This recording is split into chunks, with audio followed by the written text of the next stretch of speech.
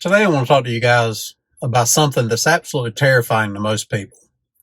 In one of my first videos, I told you guys that the thing that scares me the most is failure.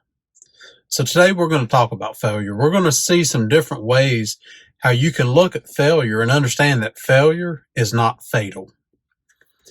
So when I was around 26 years old, I'd been married for a couple years. I think I had about $30 in the bank. I had bills due. I needed food. Kids needed groceries. They needed clothes. I needed to provide for my family, but I was failing. Well, one day I was trying to figure out how I was going to dig myself out of this hole.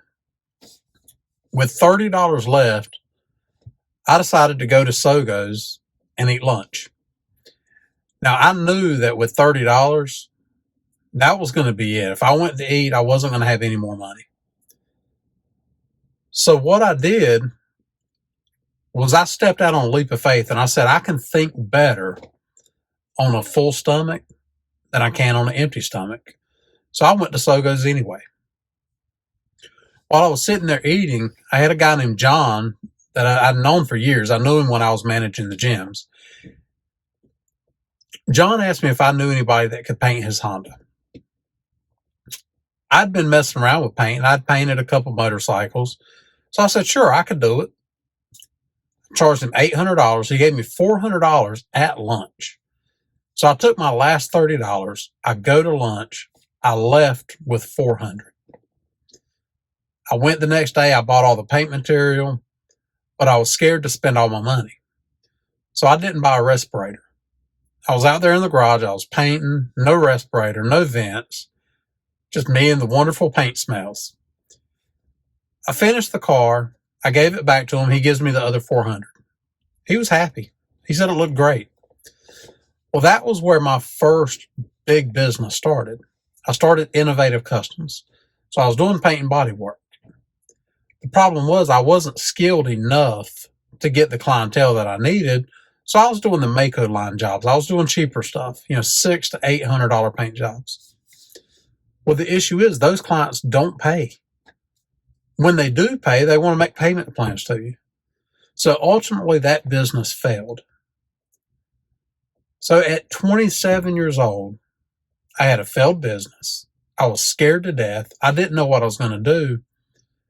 I went back into the gym industry that I had been in my teenage years. Well, this is where I met a guy named Paul Humphreys. Paul was the manager that every time he called, I would seriously debate on throwing my phone in the trash or up against a brick wall so I didn't have to hear it. Because I knew that when he called, I was going to hear that I was failing at my job. Another manager could do the job better. Another manager would be there to replace me the next day. I think I heard that one probably 15 times. But one thing that I didn't realize is I learned more about business and management while I was failing under Paul's management. I've been in businesses where I've took their business from a startup company to 8 to 10 million a year in sales. And I learned more failing under Paul Humphreys than I ever learned succeeding under other businesses. Because one thing I realized is a quote that I heard Jim Rohn say years ago.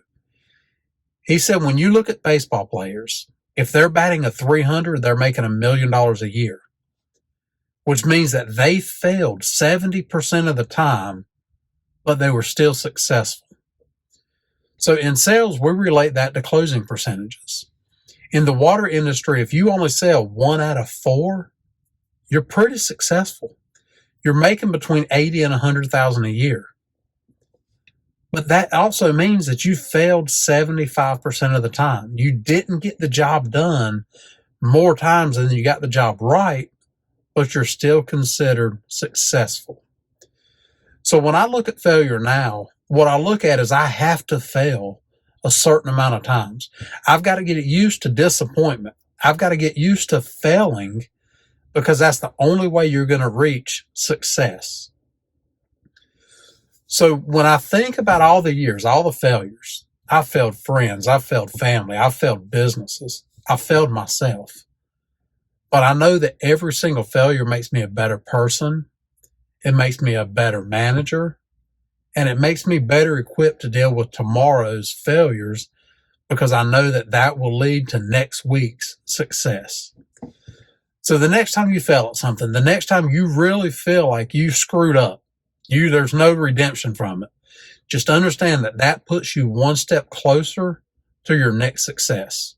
So guys, never give up. Remember that failure is not final. Failure is not fatal. As long as you never quit trying, you'll always be successful in the end. You guys have a great day. If this video helped you in any way, give me a like. Please follow, turn the alerts on so that way you see when we post a new video. We'll talk to you guys later.